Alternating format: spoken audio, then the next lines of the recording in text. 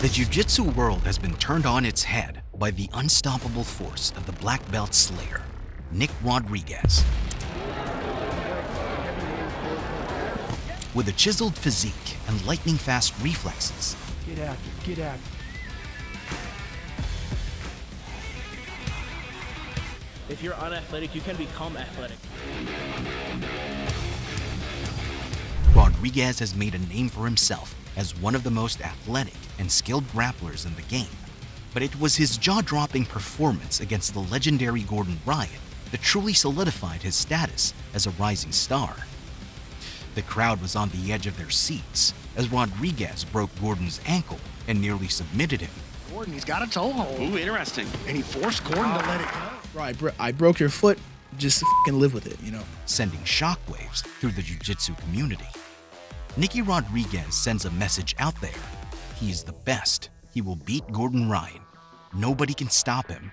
He is the future GOAT. I just broke his foot as a natural athlete with only 4.5 years of experience. With an 8-1 record and a silver medal at the prestigious ADCC World Championship, Rodriguez has quickly become a force to be reckoned with. But he's not satisfied with just being a contender. With his sights set on championship gold, the black belt slayer is ready to take the jiu-jitsu world by storm.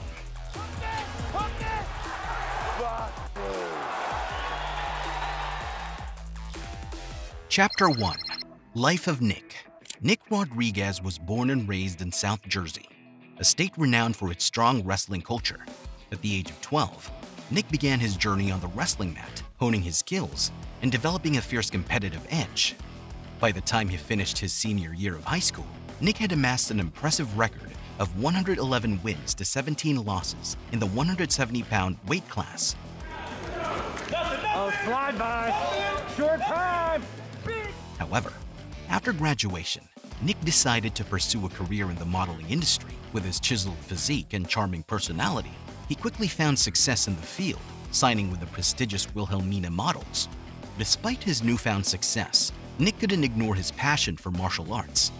To stay in shape for his modeling career, he took up Brazilian jiu-jitsu at a local gym. From the very beginning, Nick's raw talent and natural ability were evident. His power and speed allowed him to quickly pass the guard and submit even the most experienced grapplers in the academy. It wasn't long before Nick caught the eye of South Jersey BJJ coach, J. Regal Buto. Impressed by Nick's talent and potential, Regal Buto encouraged him to sign up for his first BJJ competition after only a month of training. Nick rose to the challenge, dominating his opponents and making waves in the BJJ community. With each competition, Nick's reputation grew, and he soon became a force to be reckoned with in the martial arts world. Chapter 2. Becoming EBI Champion. After achieving a silver medal in the ADCC, he stepped up to the plate and competed in the Eddie Bravo Invitational in El Paso, Texas. This tournament is known for its exceptional submission and grappling contests, and Nick was ready to showcase his skills. Nick's first opponent was Ezekiel Zurita, and he made quick work of him, taking him down and submitting him with a side triangle choke in regulation. Oh my goodness, this is getting so tight right now. Oh, and we got the tag. In his second match, he went head-to-head with breakout star Luke Griffith. Despite a tough fight, Nick finished him with an armbar in overtime. But Nick wasn't done yet. He faced off against Austin Baker in the third match, who had advanced after Giancarlo Badoni withdrew due to injury. Nick showed his dominance once again with a triangle choke in regulation. In his final match, he was up against the undefeated Kyle Bowen. Bowen put up a good fight, withstanding Nick's top control game after conceding multiple guard passes.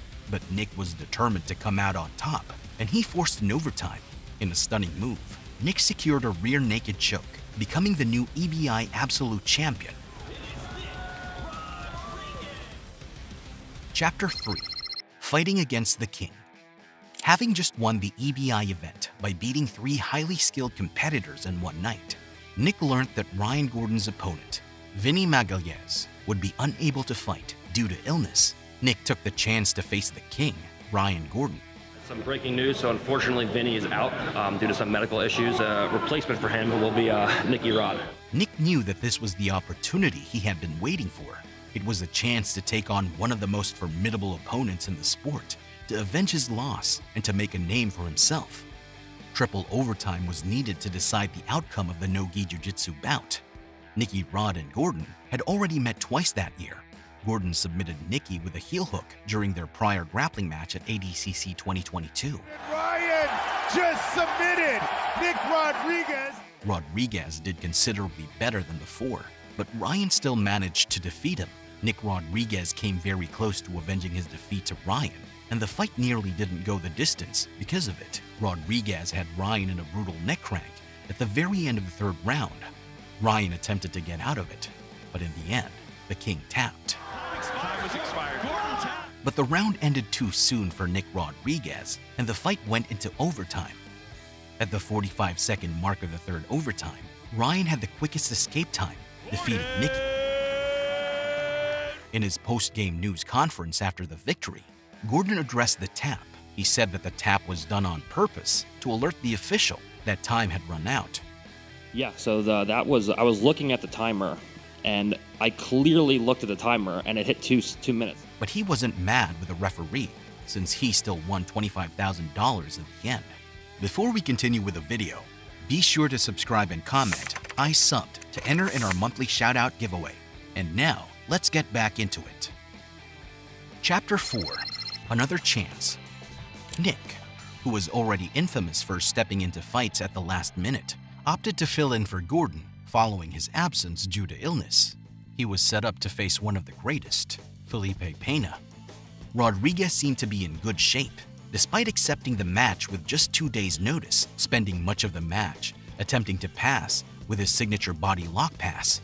Pena, though, responded to Rodriguez's assault with a series of near sweeps and back takes. In the last seconds, Rodriguez retreated from what seemed like a deep leg lock attempt by Pena, but the latter escaped and came close to holding the back once again. After 30 minutes of intense competition, Rodriguez, get the tap! Felipe Pena really doesn't like it! Look at the torque on that foot. Pena was declared the winner by unanimous decision, much to the dismay of the crowd. Though Nick wasn't happy with the result, he isn't going anywhere. He's ready to go head-to-head with the top dogs in the sport and be the #1. It's not a question of if, but when will Nicky Rodriguez be #1?